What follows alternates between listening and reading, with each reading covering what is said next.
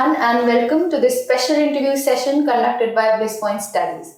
Today, we have the opportunity to hear from Ms. Nisha, who has successfully cleared the Indian Economic Service Exam 2024 with an All India rank 16.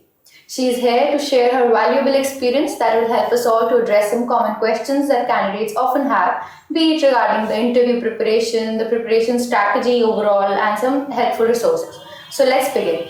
First of all, a big congratulations to you, ma'am. Thank you. Thank you so So, much. how are you feeling right now, clearing such a challenging exam and being at a place where people dream to be at?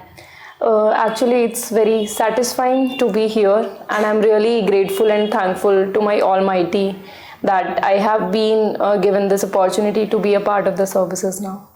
That's really nice, ma'am. So, before getting to know your preparation strategy, let's start by knowing a little about your background, including your education, your prior work experience, if any, and so on. Okay, so regarding my education, I have done my BA Honours Economics. And then after that, I pursued Masters in Economics. Thereafter, I have worked as a researcher in NCERT. And post that, with the examinations, I have been working as an assistant professor in Guru Gobind Singh Indraprasth University. Oh, that's really nice, ma'am. Thank you. So, since you said that you were working, and you might be working the year you gave this exam also. Yes. So, how did you balance your studies alongside work? Oh, that's a wonderful question, and I feel that this question might be in the minds of a lot of students also, that I've heard from my friends and a lot of people to whom I connected with. So I have had divided this thing from my side for 2-3 things. First is that balancing with work was my choice. So it should be in the mind of the person who is going for this examination that he or she wants to sit for this examination along with the work or without the work. The initial 2 attempts which I gave, that was without work, but this year when I have cleared the examination, so I was working at that point of time.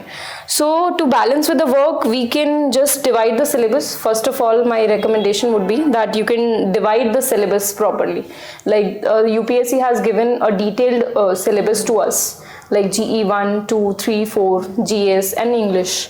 So to divide their subtopics would be the key, that set the targets according to the topics you have. And second thing was the mindset which was there while I was working. So there was a difference in the mindset I had when I was preparing earlier and when I was preparing while working. And third thing was the change in the strategy to go for the examination, that I always looked forward rather than just sitting and thinking about that I have not been able to achieve this target. I was looking forward with my targets, that yes, if I have not been able to clear these targets this time, so I'll definitely do it next time. So that was the 3 things I would say, that balancing with working and work life it made it easy for me, I would say. So basically, having a strong mindset and a good strategy is what means more, right? Yeah, strategy along with setting the targets as per the syllabus. Okay. And you did your BA and your MA already, and what kind of student were you? Like, were you a topper since the beginning, or were you like an average student? Because many people have this mindset that, oh, we were not a topper throughout our school or college days, that we'll be able to clear this exam then, because seats and all are so limited and the cutoff is also very high. To be honest, yes, I was scoring well enough and good with distinctions in all the years I was studying. But I would like to suggest that this exam is not particularly made for toppers only, or those who are getting distinctions in their examinations. We have heard or we have seen the stories of the people who, even despite getting failed in their examinations, like the movie we saw, Barbie Fail. So that person has failed, but the strong determination has led him to clear the examination. So I think that this examination is not only made for the toppers, anyone can do. So it's more about the efforts. Again, the mindset you carry. Yes. Right, ma'am. So, in clearing this exam, some sort of guidance is also important. Maybe some people get it from getting coaching and maybe some test series, etc. In your case, what were the various sources of guidance that you had and how did they help you in this exam? Okay, so moving towards the guidance and the sources.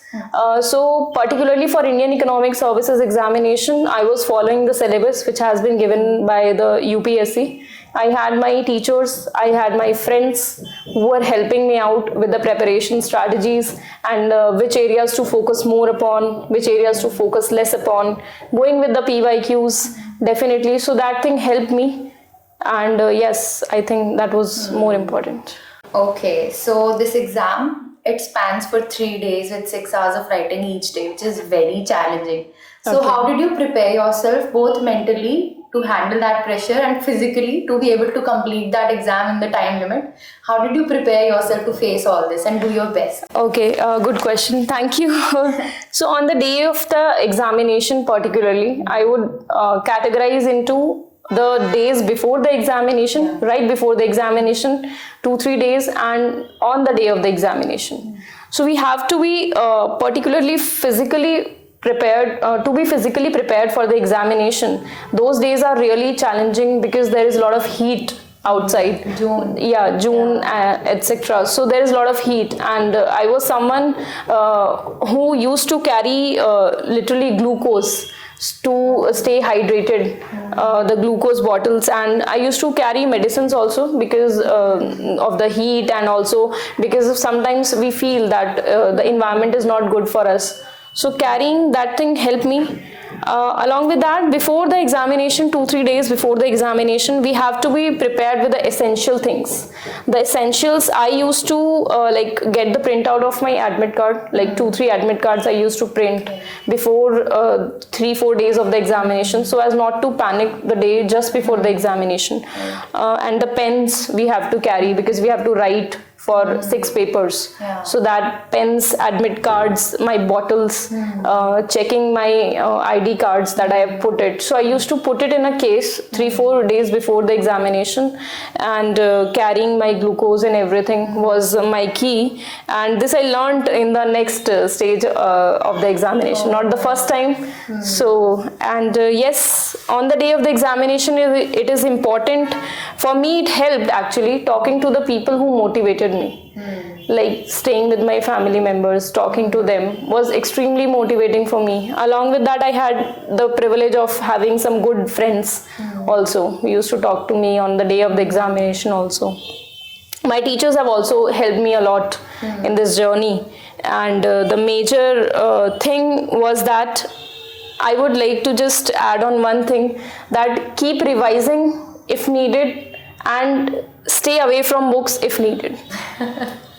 So I would say that it's your call. Yeah. It's not that someone said to you that I am revising. So you would delve into that thing that, I should also revise. But if that is not working for you, so you should stay away from it. Do what suits you. Yes, Yeah. doing what suits you. Okay, so now moving on to paper-specific preparation strategy. Starting with the very first question, which is related to the first paper, which is general studies, which students often dislike preparing for. And especially for those who are not preparing for civil services exam, Yes. this becomes quite difficult. So how much time and importance did you dedicate to this specific paper? Okay, so for the general studies paper, we have been given along with the UPSC notification, we are being provided with the syllabus. So again, I would move to the syllabus thing first of all, because that was the only thing I had when I started preparing for this examination. The syllabus is the most important thing, and along with that, PYQs. So if someone who is not from the civil services side, so I think that he or she must attach those PYQs to the particular subheading which is there in the syllabus. For example, if I have history mentioned, modern history, specifically they ask some questions from the modern history about the movements part, and they ask from the ancient history. 1 or 2 questions they ask usually, and this I used to decipher it from the previous year questions. After modern history or history, I move towards geography or the polity part. So basically in geography, I used to see that was my inference. It might not be relevant for all the or the examiners, or not examiners, students particularly. Yes. So for the students, if I see that thing in geography, I used to decipher that yes, some current affair questions they are asking. If there are floods in some area, they are asking the floods thing. If there are earthquakes in some area, they are asking something. So the previous year question was the only key for me for the general studies paper. And for those who are not from the civil services background, they must at least see the previous year papers and prepare some short notes on that. At least 3-4 pages for geography questions which have been asked. Because when you sit for that paper, if you're not writing anything, you're ultimately getting or you will say no, a minimum marks you'll definitely get, but you are behind the people for an average of 30-40 marks already. You're making that difference. So you have to be a little prepared, so that at least not 40 marks exactly, but at least 20 marks you can gain with the practice of those PYQs. So you have to go through the PYQs, making notes on them. In history, if we talk basic timelines, you should be aware of.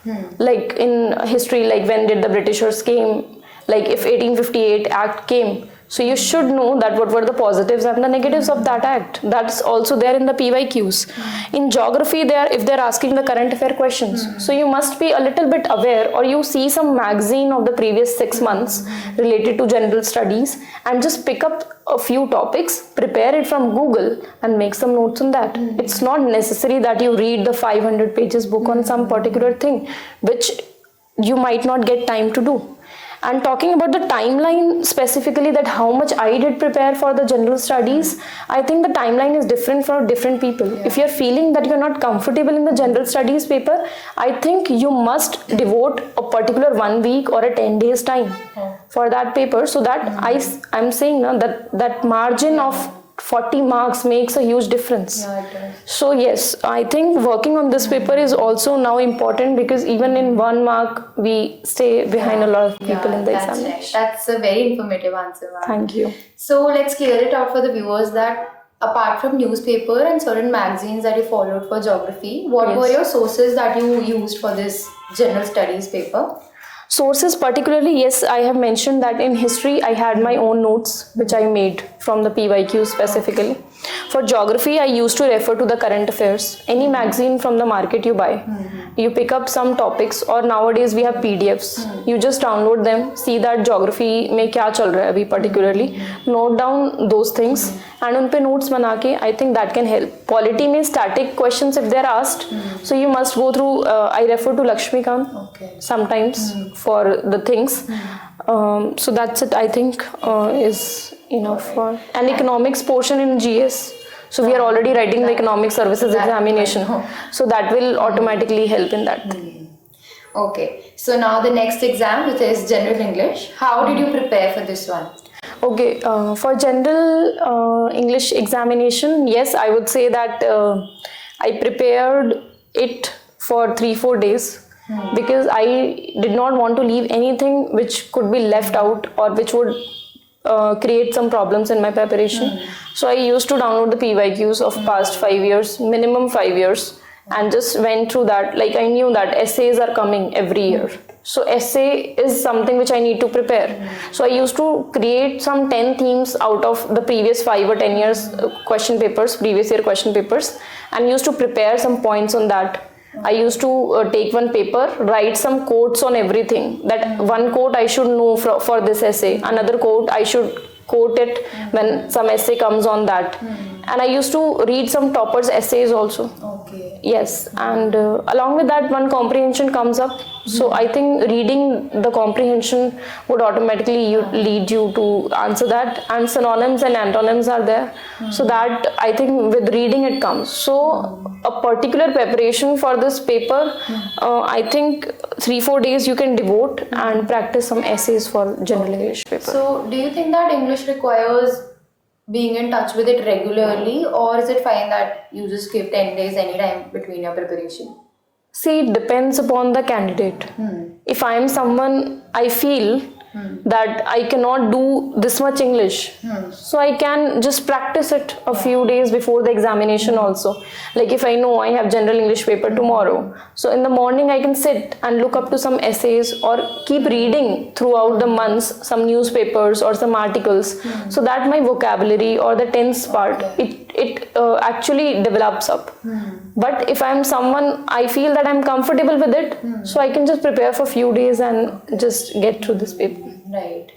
So now moving on to GE1, and people have a mixed opinion regarding this paper. Some people find it very rigorous because of the numericals part, and some are good at numericals, so they find it to be easy. Okay. So which side were you on?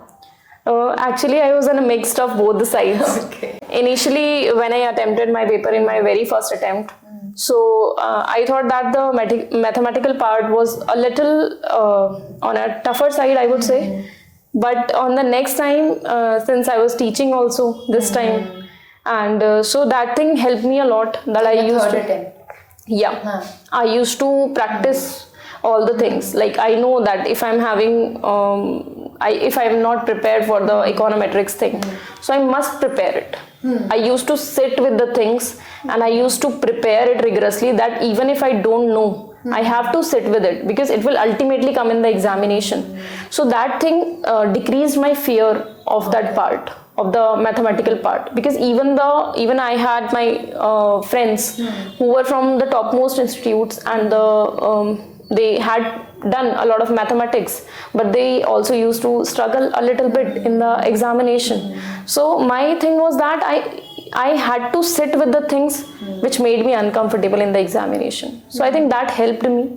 And it's not that if you are missing upon something in the GE1 paper, so ultimately you are out of the game.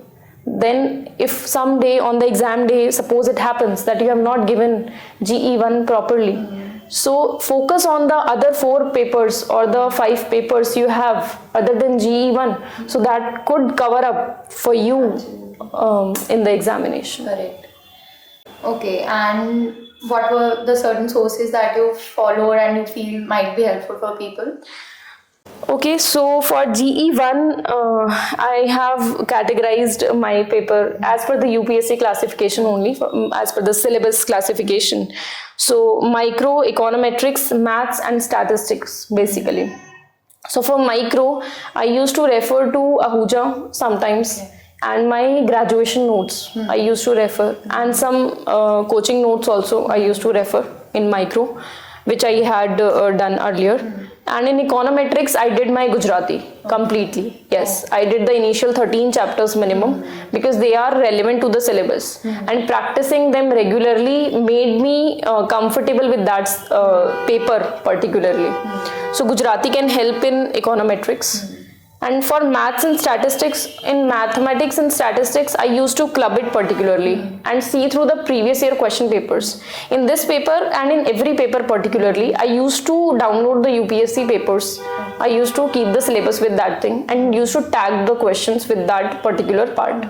And then I used to see that yes, in mathematics and statistics, this thing is coming, or this, suppose this index is coming in statistics, or the Leontief input-output model, which usually comes. So I was prepared. I didn't know that what's coming in the paper. But yes, I used to be prepared with things that can come up in the paper. And on the day of the examination, it might happen that the things are not coming which you have prepared. The things which are related to it might come. But the things which you have prepared might not come. So on the day of the paper also, you or me or any student, when I was on the other side, so I was looking up the toppers' talks. So I feel that we must be prepared for anything that comes up in the examination, and covering the syllabus, I think it helps a lot. So if I had to just talk about GE1 and your current attempt in which you cleared it, Yes. what was the proportion of question that you felt you were not prepared for? Okay, so I think that on the very first glance, I thought that I'm not prepared for at least 30% of the paper. Okay. Yes, so I saw that some formulas are not working in that particular question. Or yes, I know the first part of the question, but not the second Yeah. part. So that becomes a typical choice in some papers, that which part I should choose. So I used to go for that part where I think that I knew more and I could write in the second part something related to that. So a 70-30 ratio, I would say in GE1 it was for me. Okay, that's Yes. a good strategy though. So now moving on to GE2, the syllabus of it seems super vast, and the macro part, the growth and development, the international economics. Yes. So what were the sources that you followed for macro and the entire GE2 actually, and what was the strategy you adopted for this paper? Okay, so my strategy across all the papers, as I've already mentioned, that it was like downloading the syllabus PYQs. and again PYQs. Yeah. So I used to refer that, but over the time I have seen the trends that only doing PYQs and syllabus was not something which will work in the examination. Yes, you have to be prepared with the syllabus. Like in GE1, if you can do 70 to 80% part of the syllabus, you are good to go with it. But in GE2, papers like macro or the thoughts part, the growth and development part, the international economic part, the financial economics part, I think going a little thorough with these parts, because these are a little static part. So that can help. In macroeconomics, I used to refer to Freund, basically, the Freund things. In growth and development economics, I used to just write down the models on A4 size sheets, like 10 or 12 models I have written on my A4 size sheet. And then I used to make notes out of the Google or some books I could find on Google specifically. So most of the times, and in like in my graduation also, we have studied this thing. In DU, we have Lewis model and everything. So Debraj Ray, as far as I remember. For So development. only few chapters for the development part, for the models specifically. The Romer model, the Solo model. So for those models, we can go with the DU readings also, which we have done in graduation. So I used to do that. International economics, I feel that I had studied it in my graduation, and so I referred to few chapters from Salvatore, only 2-3 chapters, and my graduation reading. I particularly referred for international economics. I did not change it because since I had read it completely. Yeah. Yes. You were comfortable with that? Yeah, I was comfortable with that reading. And one more thing which is usually people neglect in this paper is the financial economics part. Okay. So money and banking, financial economics. So I think going at least with some of the previous year questions was important at that point of time.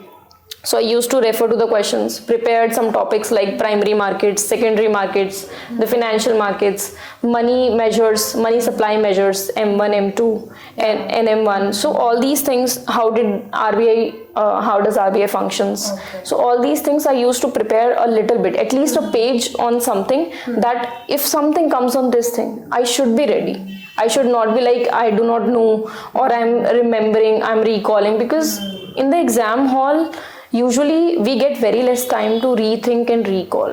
I think it's the thing which has been fitted into the mind, which you can deliver on papers there. So that was the thing I followed for GE2. And it seems that you might have practiced a lot to reach there. Yeah, kind of, because it was not my first attempt. I had given third attempt, and so I think that practice was also there for the 3 years which I was preparing for it. So does this also mean that unlike GE1, we can cover more portion for GE2 paper because it is more static? Yes, I feel that we can cover a little more for the GE2 paper, because as compared, GE1 is also static. Some people have forte in GE1 paper, Yeah. others excel in Numerical GE2 paper. proportion But yes, if more. someone is not that much sure about the GE1 paper, so we can definitely bet upon the other papers like GE2, GE3, the Indian economy part. So that we can rely upon. We can see that yes, I am doing better in this paper.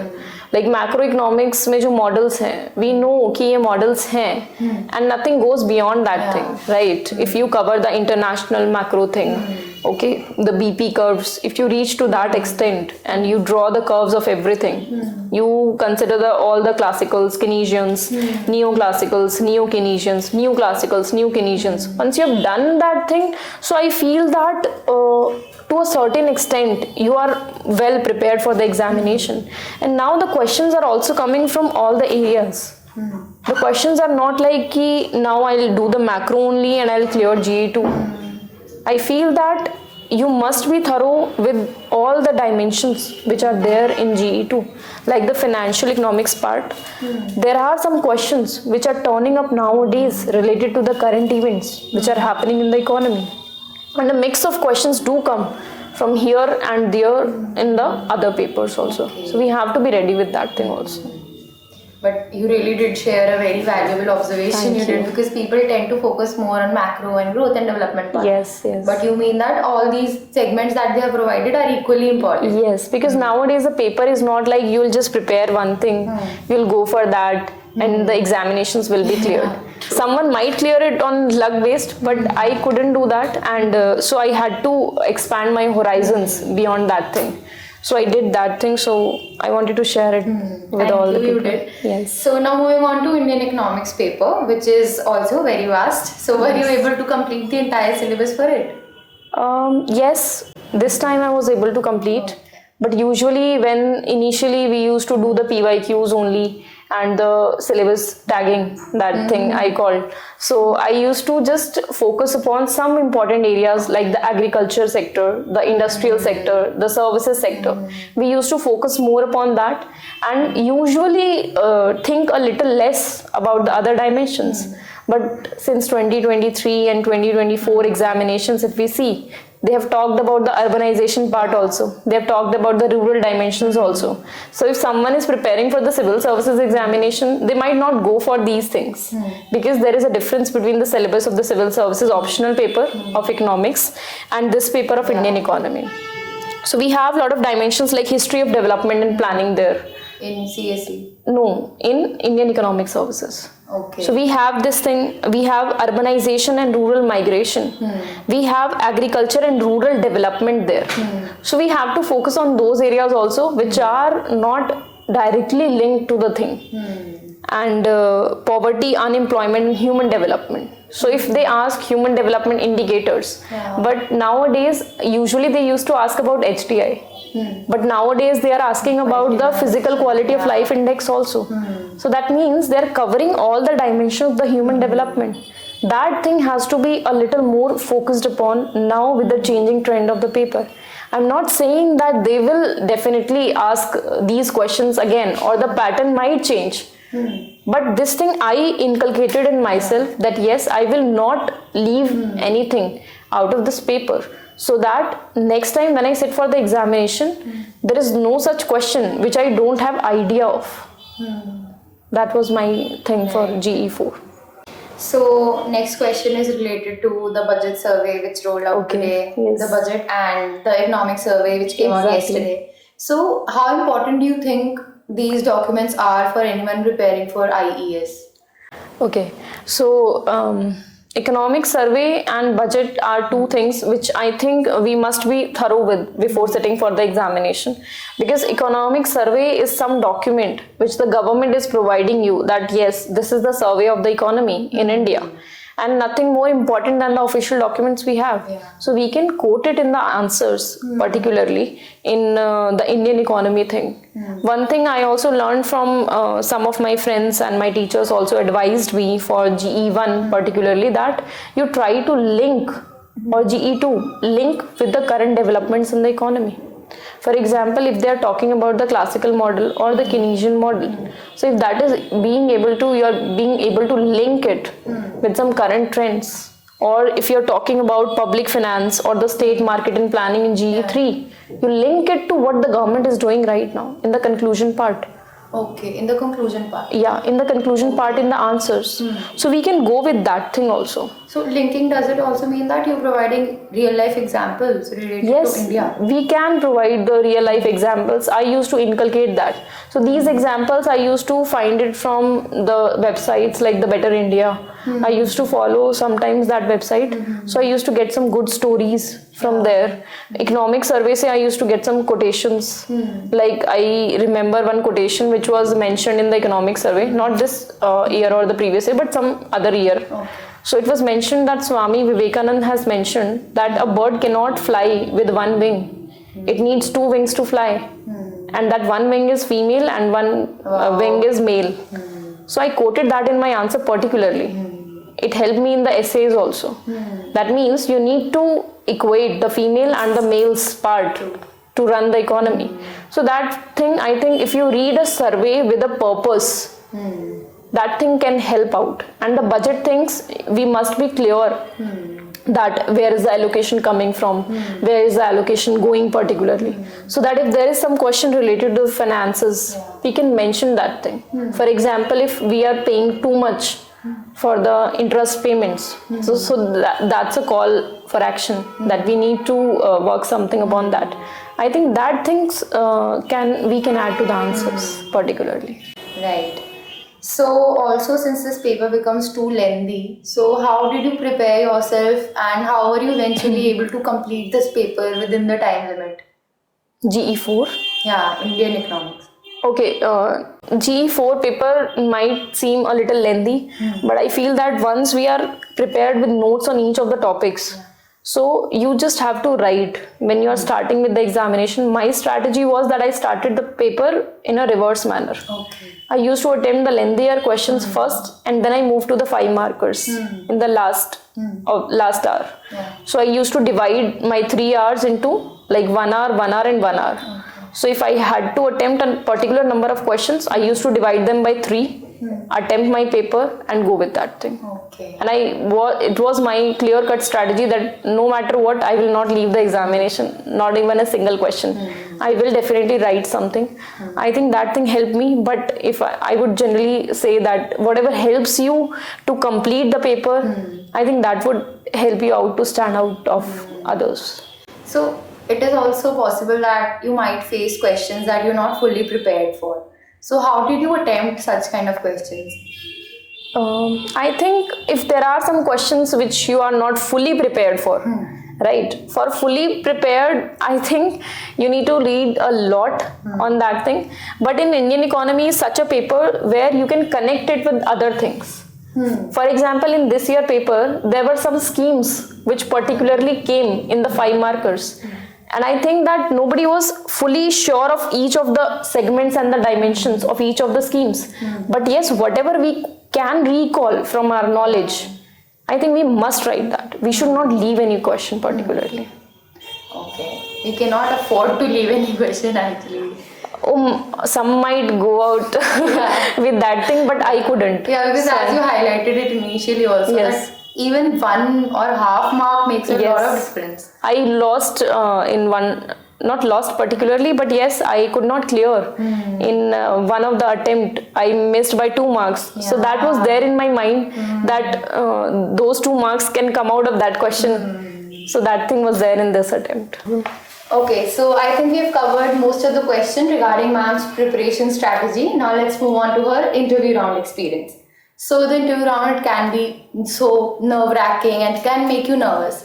So how did you manage to stay calm and focused during that entire process, and how did you sail through it smoothly? Okay. So interview round particularly, we usually get enough time to prepare for it once we are given the mains results. So this time I think it was 3 months for us to prepare for the interview round. And yes, it might be a little bit nervous thing for the candidates who are going, because ultimately it's the last stage of the examination. And this question usually comes to our mind that what if not? Yeah. But I would honestly say that to keep going in that scenario, when you're feeling that yes, what if not, that would keep you going for that thing. And there might be some questions which might make you uncomfortable, but ultimately that's a personality test of you. There might be some things in the future also which might make us uncomfortable. But yes, we have to manage those things also. And along with that, I had the support of my some of my seniors, some of my friends, my family. I used to talk to them. I used to discuss with them all my feelings, which I was feeling usually. And some of my friends who were there, who were already selected, so they also helped me out in this thing. That yes, we can do it. If we can do it, then why not you? Yeah. So I took some inspiration from them also, that yes, when they could do it, they could sail through it. So I would generally go for it. And there are some students that they feel that what if not? So you can be prepared with what if not, what you would do in the future. That might give a little bit relaxation also. So that can be helpful. Okay. So can you also share a question that you might feel was unexpected or very interesting that you came across in the interview round? To be honest, I don't think that a question was there, a single question was there which I was not prepared for. But I must say that it's not the story of everyone who is facing the interview, because I have some of my friends who also went through this interview round. So they face some questions ultimately, are too much database questions which they did not know. So I feel that I did not have any such question in my interview round. So how did you prepare for your interview round that most of the questions were eventually expected? Okay, so it's not about the expectations. I was not asked from those questions particularly. And to prepare for the interview round, the first document which we are carrying is the DAF. So I think one must be thorough with the DAF, which I usually got advice from my friends or other people. So in the DAF, we must be prepared with all the things which we have written or we have mentioned in that thing. Along with that, a quick glance on the syllabus of the UPSC mains examination of Indian Economic Services. I think that helps a lot. And reading the newspapers also helped me at that phase of time, because you have to know what's the current trends particularly which are going on in the current scenarios. So it is advised that you must go through those trends and you must be a little bit thorough with the DAF thing. I think that preparation one can do. Along with that, a clear mindset and holding oneself in those times would help out. Right. Okay, so the next question is related to the hobby section of the DAF, which many people find very tricky to fill and choose their hobbies. So how did you choose what hobbies to write in the DAF, and were there any questions that you were asked based on that? Related to the question part, I was not asked any question on my hobbies. Wow, lucky. But yes, my friends were asked. Even some of the friends' interviews were wholly based upon the analytical questions related to their hobbies. So, and one more thing, while filling my DAF, I was the utmost honest thing I could fill in the DAF. So if some person is having some particular hobbies or interest, so if you are pursuing it, mention it as hobbies. If you are not able to pursue it, but you carry some interest in a particular field, I think you should mention it as an interest thing in that thing, because you would be ultimately giving an honest answer to them. So based on that instincts, I think one must mention the interests. And along with that, if someone is not carrying any hobbies or particular interest, so one might choose not to mention any, or might develop any particular interest in that period of time, so that you can justify what you are carrying. Ultimately, it's the honesty that you carry with your DAF. Right. So I think this is enough for the interview round. Now let's start by knowing some questions about her personal experience and lessons she learned throughout her journey. So, ma'am, the first question is related to consistency, which is very important for clearing any such exam.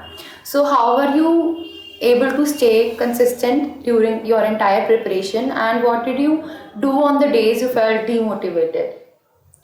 On the days I felt demotivated, I used to talk to some people or watch some motivational videos, or I simply used to do something which I felt that made me happy. Like if someone likes to go out if someone likes to eat some good things or to meet some good friends, I think that can help. So my friends, my family members and other people were there with me. But usually there comes a point when you feel that there is no one or only you are there. So at those times, I think one must take a pause, analyze what mistakes we are doing and working upon them slowly, at least starting with those things will ultimately make you consistent throughout. And maintaining consistency is something which is actually relevant for the examination. It's not necessary that you are sitting for 12 or 14 hours straight to maintain that consistency. Consistency comes on those days when you are not feeling to study, but yes, I feel that on that day you have to speak to yourself and say that this is my examination. I have to clear it. Why did I start it and where do I want to go? That thing will help you to come out of that circle of demotivation and take you to the path of consistency. That's really insightful. Thank you. Okay, so clearing this exam is not easy, and it is common that people take multiple attempts because of the nature of this exam and the way they give the marks, and also the cutoff in the competition. Yes. And for you also, this was the third attempt. Yes. So can you please shed a light on what changes you made in your preparation strategy that helped you clear this time? As I've mentioned even in the beginning of this video, that the particular changes I had made was that more revisions particularly. I changed my strategy to revising more rather than just gathering new and material additionally. So if I had the choice of adding something new to my answers or to revise that particular answer or the topic which I had mentioned, so I would opt for revising more. Okay. Yes. Second thing I did was making notes of at least 60% part of the syllabus. I made notes of, because I realized that when I'm writing the examination, few days before that I cannot just open straight the book. I have to have some short notes on that particular day or the day before the examination, and that comes with multiple revisions. One thing I could never find on YouTube or some other social platform, that the short notes come with multiple revisions. They don't come in a one day. On first day of you revising, you will write the whole book, but when you revise that again and again, you would arrive at that short notes thing. Third thing was the completion of the syllabus, as I've already mentioned in GE 1, 2, 3, 4 and the English part. I've mentioned my sources and I've mentioned the things. So completing all those dimensions particularly in my syllabus, that helped me. The changes, these are the 3 changes basically I made in my strategy. Alright, ma'am. And now moving on to the mental aspect of it. So when you don't clear the exam in one go, you might feel very demotivated. There's an emotional drain and some kind of pressure also that comes in your mind.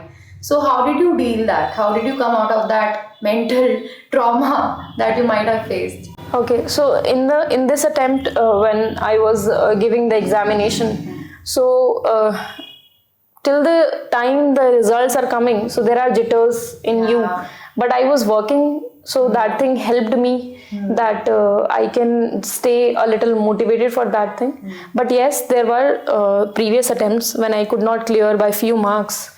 So that was on both the sides. That one side I felt that yes, I have not been able to do it. I would have worked harder.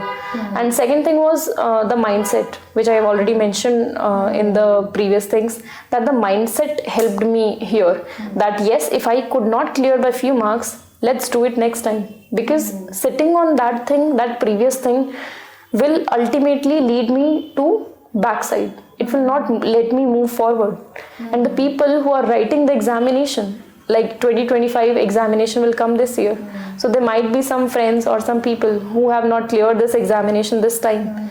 So instead of just sitting on the previous baggage, I must say that there are people who are already preparing for the attempt. So we should be competing with them rather than just sitting on our previous baggage. Yeah, right. So Now, moving on to the last question of this interview. What would be that one advice that you can give to the people who are preparing this time? Okay, so the final advice, I would like to just suggest one thing, that your journey is your own journey. That was my thing that I used to think upon.